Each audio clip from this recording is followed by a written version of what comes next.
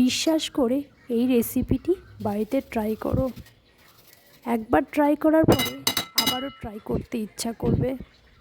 আমি কিন্তু আলু কুচিয়ে নিয়েছি, কাঁচা টমেটো নিয়েছি, পাকা টমেটোর সাথে দিয়েছি। আর মেন জিনিস পেঁয়াজ আর রসুন কিন্তু তোমাকে দিতেই হবে। আগে থেকে ধুয়ে রাখা ডালটা দিয়ে দিলাম আর গ্রেট করা আদা দিয়েছি।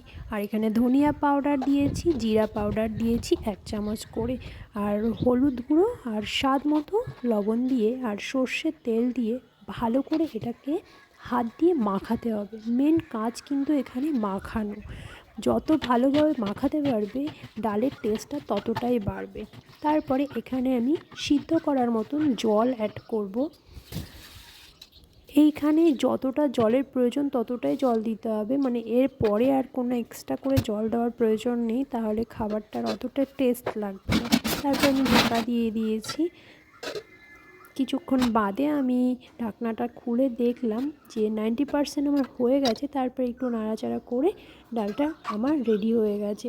লাস্টে নামানোর আগে একটু গরম মশলা গুঁড়ো দিয়ে দিতে পারো। কেমন হয়েছে রেসিপিটা